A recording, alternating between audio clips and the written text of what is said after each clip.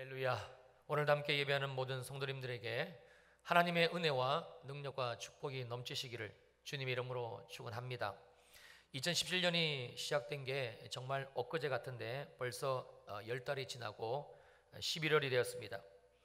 저만 그런 것이 아니겠습니다만 벽에 덩그러니 이 달랑 두 장만 남아있는 달력을 보면서 참 많은 생각과 감정들이 교차되는 달이 11월이 아닌가 합니다. 오색 찬란한 단풍은 완전히 절정에 다다라 보는 우리로 하여금 황홀감만져 주는 달이 11월인가 하면, 또 한편으로는 지난 10달을 내가 뭐하며 보냈나 싶어 아쉽기도 하고, 그래서 좀 더 잘 살걸, 좀 더 열심히 살걸 하는 마음에 미련이 남는 달이 11월이 아닌가 싶습니다. 어디 이런 마음이 저 혼자만의 것이겠습니까? 우리 모두 올해 2017년이 시작될 때 얼마나 마음이 설레었고, 또 하나님 앞에 여러 가지 계획들을 세우며 참 힘차게 시작을 했는지 모릅니다. 그런데 막상 10달이 지난 지금 어떻게 여러분 각자 세우신 하나님 앞에서의 계획들 잘 이루어가고 계시는지요? 이 물음에 자신 있게 예 목사님 저는 그래요 라고 답을 할 수 있는 분은 아마 이 자리에 어쩌면 아무도 없을는지도 모르겠습니다. 그렇다고 우리가 지난 시간들 그 10달을 게으르고 나태하게 산 것도 아닌데, 근데 막상 10달이 지난 지금 뾰족하게 그렇다 할 결과물이 없는 것은 정말이지 알다가도 모를 일입니다. 참 인생 묘하다 싶기도 하고요. 역시 인생 사는 것이 그리 만만하지는 않다는 것이 더 실감나기도 하는 달이 바로 지금 우리가 살고 있는 11월인 듯 싶습니다. 다시 정신을 차리고 힘을 내어 남은 두 달 11월과 12월이죠. 살아봐야 되겠다 생각을 하지만 그것도 또 말처럼 쉽지도 않고 그런 달이 11월입니다. 우리가 내일 아침에 눈을 뜨면 먹고는 살아야 되겠기에, 내가 안 하면 안 되는 일이기에 어쩔 수 없이 또 일은 하겠지만 의욕도 없고 소망도 없는, 그래서 기쁨과 감사와 행복이 없는, 감사의 계절과는 어울리지 않는 하루하루를 보낸 달이 어쩌면 11월인 것 같습니다. 그리고 우리는 2017년 이 11월을 살면서 우리 인생 전체에 찾아온 11월 혹은 앞으로 찾아올 그 11월을 볼 수 있어야만 되고요. 또한 우리 인생의 11월을 어떻게 보낼지를 우리가 고민하며 준비해야 할 것입니다. 물론 하나님의 말씀 속에서 말입니다. 이것이 하나님이 우리들에게 11월을 주신 뜻입니다. 제가 11월을 100분율로 환산해 봤더니 약 83%가 나오더라고요. 이것을 보통 사람이 80년을 산다고 가정해 봤을 때 우리 인생의 11월은 나이로 따지면 약 66세 정도가 됩니다. 그렇다고 해서 꼭 66세가 되어야 인생을 돌아보게 되고 지나온 시간들에 대한 회의가 들고, 그래서 남은 삶에 대한 자신감과 소망도 없이 무기력하게 살아가는 것은 아닐 것입니다. 그 시기가, 그 인생의 11월이 좀 더 일찍 오는 분들도 있을 것이고, 또 어떤 분들은 좀 더 늦게 찾아오기도 합니다만, 분명한 사실은 누구나 인생을 살다 보면 반드시 우리 인생의 11월이 찾아온다는 사실입니다. 바로 내가 날마다 살고 있던 그 삶의 현장 한가운데 예고도 없이 인생의 11월은 찾아옵니다. 지금으로부터 약 2000년 전 어느 날 이스라엘 갈릴리에 살고 있던 이 어부들에게도 이 인생의 11월이 찾아왔습니다. 물론 전혀 예고도 없이 찾아왔습니다. 자, 오늘 본문 누가복음 5장 1절 2절을 보시겠습니다. 무리가 몰려와서 하나님의 말씀을 들을새 예수는 게네사렛 호숫가에 서서 호숫가에 배 두 척이 있는 것을 보시니 어부들은 배에서 나와서 그물을 씻는지라. 오늘 본문의 배경이 되고 있는 이 게네사렛 호수는요, 우리에게 좀 더 친숙한 갈릴리 호수의 또 다른 이름입니다. 그러니까 지금 어부들은 게네사렛 호수, 즉 갈릴리 호수에서 온종일 물고기를 잡고 그리고 모든 일을 다 끝낸 후에 내일 다시 물고기를 잡기 위해 그물을 잘 씻어서 손질하고 있었습니다. 겉으로 보기에는 아무런 문제가 없어 보이는 풍경입니다. 사랑하는 아내와 그리고 자녀들을 위해서 가장으로 참 열심히 일했습니다. 그리고 치열했던 그 삶의 순간에서 모든 일을 다 끝내고 또 다음 날을 위해 준비하는 이들의 모습은 오히려 아름다워 보이기까지 합니다. 그러나 성경은 그들의 보이지 않는 또 다른 모습을 카메라 앵글로 잡아 우리들에게 보여주고 있으니 5절 말씀입니다. 시몬이 대답하여 이르되 선생님, 우리들이 밤이 새도록 수고했으되 잡은 것이 없지만은 말씀에 의지하여 내가 그물을 내리리이다. 겉으로 보기에는 아무런 문제가 없어 보이는 어부들입니다. 평화로워 보이는 얼굴로 내일을 위해 그물 구석구석을 씻어 정리하는 그들의 모습은 엄숙하기까지 합니다. 그러나 그들의 속사정은 보이는 것과는 전혀 달랐으니 밤이 새도록 수고를 하였으나 잡은 것이 하나도 없는 빈 그물이었습니다. 우리가 흔히 하는 말로 헛수고를 한 것이었고, 그로 말미암아 어부들은 지금 마음이 완전히 무너져 내려 헛뜻하고 허무한 마음을 감출 수 없는 모습인 것이지요. 5절의 말씀이 시몬, 즉 베드로 한 사람의 얘기로 기록되어져 있습니다만, 그러나 이것은 단지 베드로 혼자만의 마음이 아니라 그날 그 자리에 있었던 모든 어부들의 동일한 생각이었고 입장이었어요. 5절의 이 말씀을 영어 성경으로 읽으면 좀 더 그 당시 어부들의 마음이 실감이 나실 텐데요. We have worked hard all night and haven't caught anything. All night, 여러분 옛날에 all night 많이 해보셨죠? 무엇입니까? 밤을 샜다는 거예요. 날밤을 새가면서 한숨도 쉬거나 눈을 붙이지를 못했다는 겁니다. 그리고 어부들이 온 밤을 하얗게 지소염이 한 것은 다름 아닌 worked hard, 정말 열심히 일을 했습니다. 몸을 전혀 돌보지 않고 죽기 살기로 그물질을 했다는 말씀입니다. 근데 그 결과는 anything, 아무런 수확이 없었습니다. 단 한 마리도 잡지 못했다는 뜻이죠. 한마디로 헛수고한 겁니다. 우리가 이 내용을 머릿속에 그리면서 다시 2절을 보십시다. 호숫가에 배 두 척이 있는 것을 보시니 어부들은 배에서 나와서 그물을 씻는지라. 이제 이 어부들의 표정이 어땠을지 여러분 눈에 보이십니까? 밤새도록 죽기 살기로 그물질을 했지만 밤이 지나고 날이 밝아오기를 시작하기까지 그들의 그물은 여전히 빈 그물이었습니다. 아침이 되어 어쩔 수 없이 무트로 돌아올 수밖에 없었고, 그리고 어부들은 완전히 망인자실하여 그물을 씻으며 손질을 하고 있는 겁니다. 왜냐하면 내일 다시 여기 게네사렛 호수에 나와 그물질을 해야 하기 때문입니다. 지금 이들에게는 달리 다른 선택이 없습니다. 지난밤 처절한 실패를 맛보았지만 그러나 그들이 그나마 할 수 있는 것, 유일하게 할 수 있는 것, 그것은 물고기를 이 호수에서 잡아 생계를 이어가는 것이기 때문에 그렇습니다. 사랑하는 성도님들, 지금 이 어부들은, 지금 이 게네사렛 호수에 베드로를 포함한 어부들은 인생의 11호를 맞은 것입니다. 지난 10달을 열심히 살았습니다. 최선을 다해서 살았습니다. 정말 정신없이 달려왔습니다. 그러다 시간이 흘러 어느덧 11월이 된 것입니다. 정신을 차리고 내 인생의 그물을 걷어 올려다 보니 앞불사 이게 웬일입니까? 빈 그물입니다. 그럴 리가 없다고 몇 번을 살펴보고 또 살펴봐도 너무나 분명하게 지금 내가 걷어올린 그물은 빈 그물이 맞습니다. 내가 지난 10개월을 10달을 헛살았나? 잘못 살았나? 아무리 후회를 하고 자책을 해봐야 소용이 없습니다. 텅텅 빈 내 인생의 빈 그물은 냉엄한 현실로 지금 내 눈앞에 놓여져 있습니다.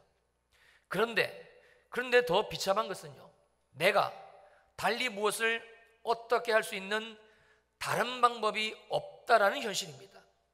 그 옛날 어부들이 망연자실하고 비참하고 처참한 상황임에도 어쩔 수 없이 내일을 위해 다시 그물을 씻어 정리하는 것 외에는 달리 방법이 없었던 것처럼 우리 역시 마찬가지라는 사실입니다.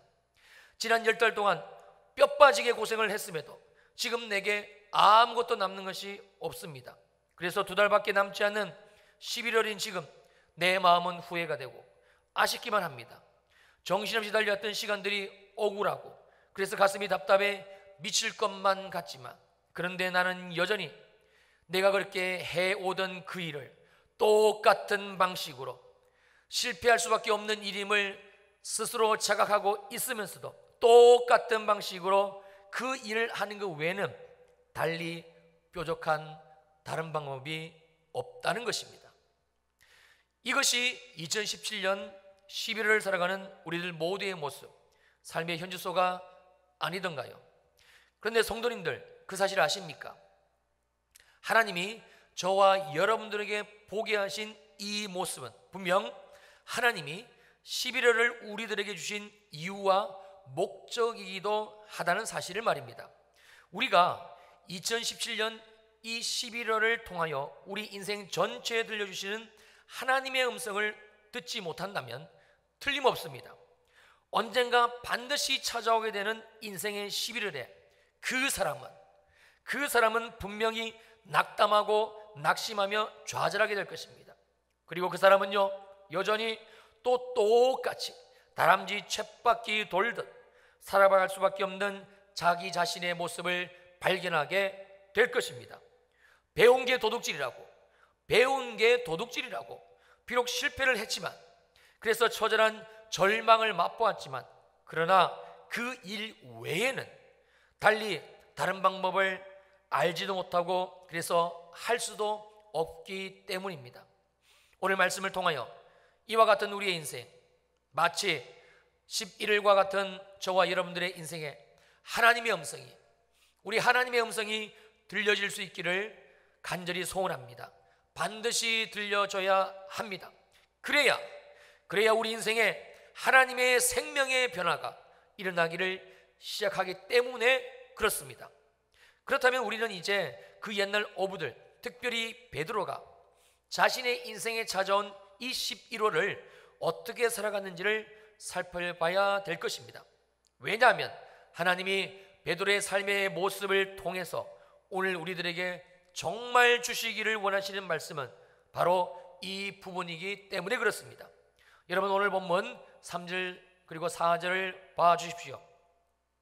예수께서 한 배에 오르시니 그 배는 시몬의 배라. 육지에서 조금 떼기를 청하시고 앉으사 배에서 무리를 가르치시더니 말씀을 마치시고 시몬에게 이르시되 깊은 데로 가서 그물을 내려 고기를 잡으라. 3절에서 예수님이 올랐다 하신 이 배는 시몬, 즉 베드로의 배입니다. 더 구체적으로 말씀을 드리면 어제 밤새도록 이 게네사렛 호수에서 물고기를 잡으려고 애를 썼으나 완전히 허탕만 친 베드로의 배입니다. 마음이 무너져 내린 베드로, 그러나 이 상황을 해결할 수 있는 다른 방법이 없어 어쩔 수 없이 내일을 위해서 또 그물을 싣고 손질하여 또 다음날 이 호수에 나와 그물을 던질 수밖에 없는 바로 그 인생, 그 시간을 살고 있던 베드로의 배입니다. 우리가 삶에서 실패를 경험하고 그래서 환경이 힘들고 어려워지면 자연스럽게 이 마음도 여유가 없어집니다. 심한 경우에는 누가 말만 걸어도 화가 나고 짜증이 올라오고 그래서 폭발을 하지요. 이건 누구에게나 이런 상황이 되면 자연스럽게 나오는 모습입니다. 그날 베드로 역시 예외는 아니었을 겁니다. 마음도 무겁고 힘든데, 근데 지금 잘 알지도 못하는 한 청년이 자기 배에 올라타는 겁니다. 그것도 사전에 배의 주인인 자기에게 허락을 구한 것도 아닙니다. 만약에 여러분이 그 당시 베드로의 입장이었다면 어떻게 하셨겠습니까? 그런데 베드로는 자기 배에 오르시는 예수님을 받아들이게 됩니다. 충분히 제지하고 충분히 거절할 수도 있었습니다. 그러나 베드로는 그렇게 하지를 않았어요. 심지어 예수님이 베드로에게 배를 육지에서 조금 떼기를 부탁하셨을 때에도 베드로는 예수님의 이 말씀을 거절하지 않고 그리고 순종하게 됩니다. 그리고 베드로의 배에 오르신 우리 예수님은 일을 하시기를 시작을 하셨는데 바로 입을 열어 하나님의 말씀으로 가르치기 시작을 하신 겁니다. 우리가 인생을 살다 보면요, 인생의 11월을 만나게 될 때가 반드시 있습니다. 그리고 이제 남은 남은 시간들을 어떻게 보내야 되는 것일까? 무엇을 해야 되는 것일까? 아무리 밤새도록 고민을 해봐도 답이 나오지 않을 때가 있다는 말씀입니다. 그러다가 결국 할 수 없이 산입에 거미줄은 칠 수가 없으니까, 그래서 답도 없고 보장도 없는 내가 실패한 그 일을 또 해야만 되는 경우가 우리 인생에 있습니다. 그런데 말입니다, 바로 그때 우리는 정말 중요한 결단을 해야 됩니다.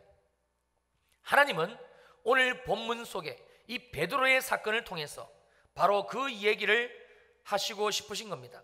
사랑하는 성도님들, 지금 여러분들이 하실 일은 오직 한 가지밖에는 없습니다.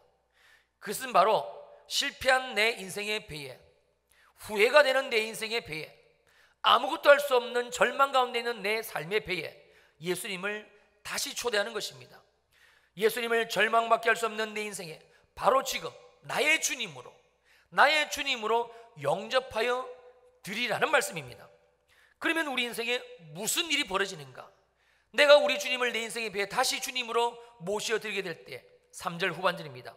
배에서 무리를 가르치시더니, 실패한 인생, 초라한 인생, 답이 없는 인생의 배에 올라오신 예수님은 그때부터 비로소 입을 열어 하나님의 말씀을 가르치시기 시작하십니다.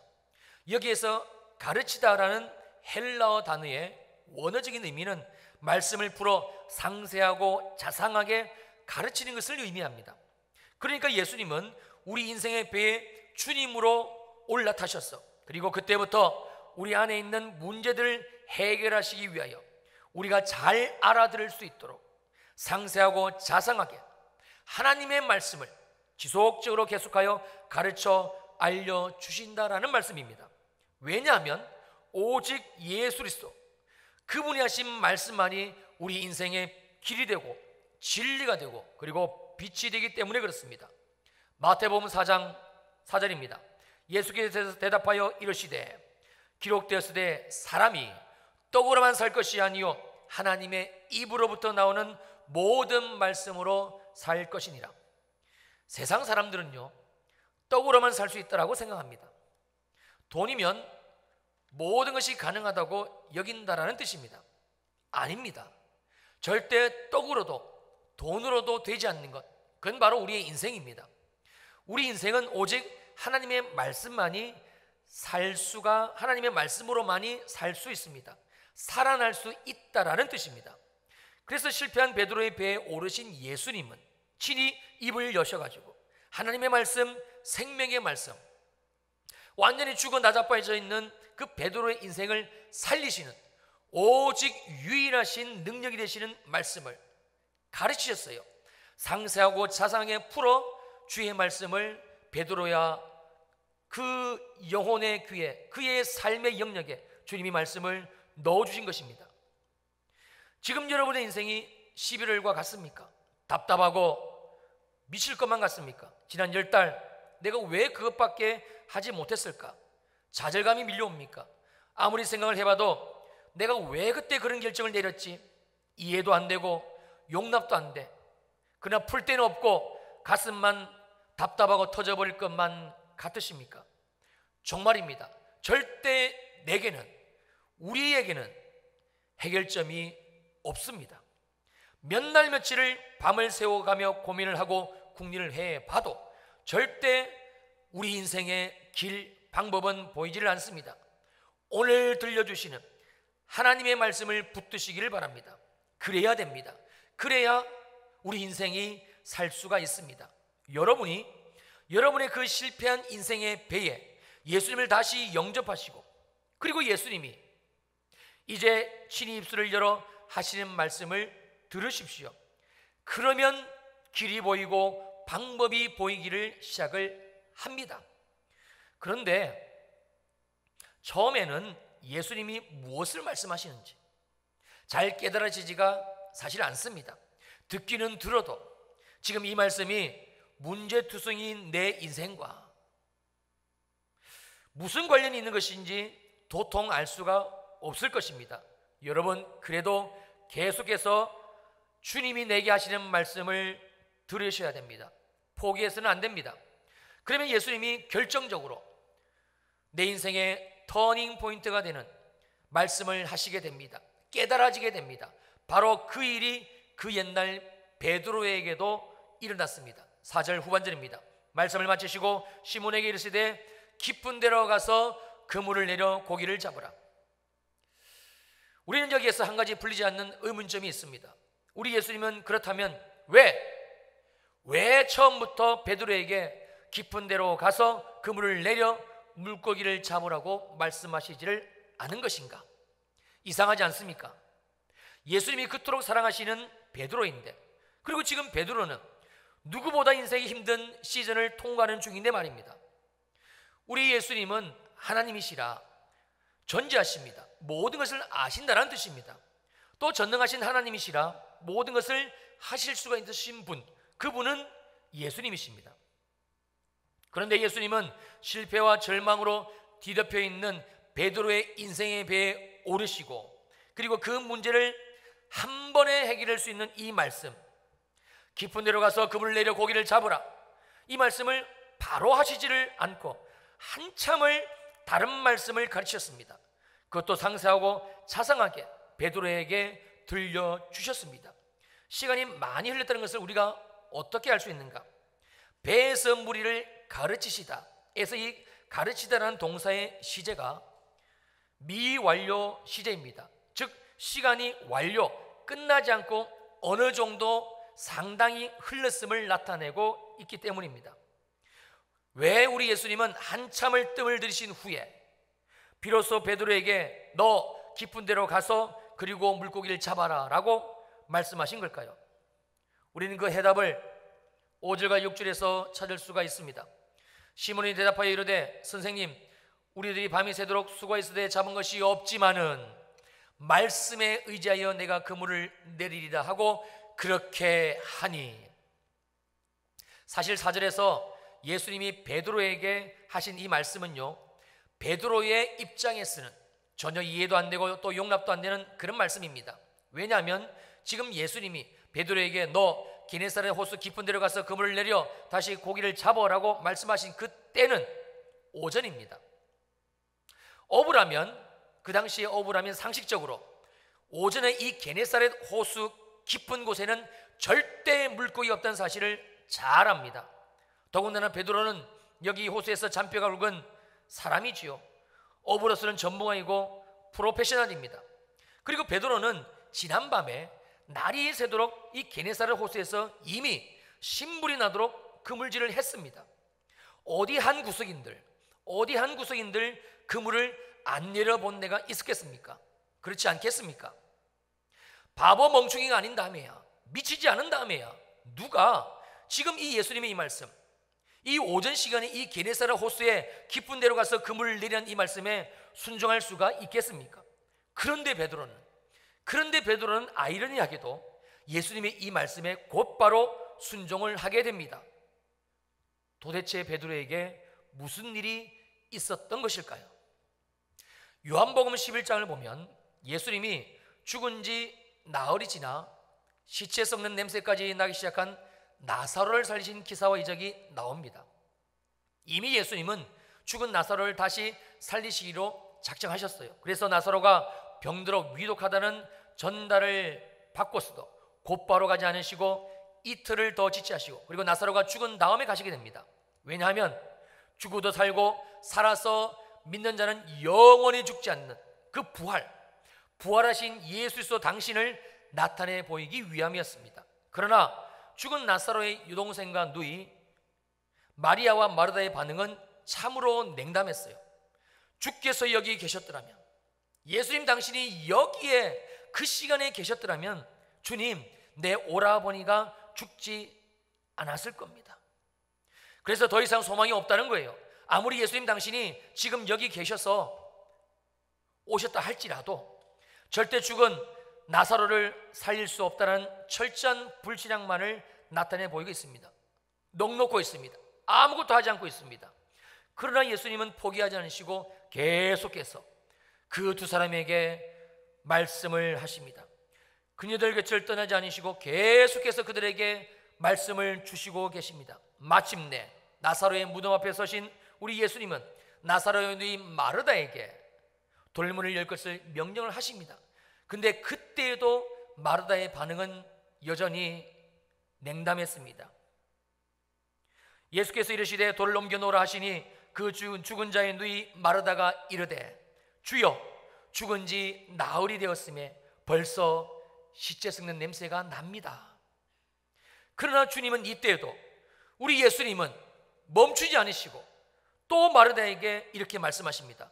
예수께서 말씀하시되 내 말이 내가 믿으면 하나님의 영광을 보리라 하지 아니하였느냐 하시니, 그리고 그제서야 마르다는 순종하여 죽은 나사로의 무덤 문을 열어놓게 됩니다. 여러분, 이게 인간입니다. 이 모습이 바로 우리들 자신의 실상이고 민낯입니다.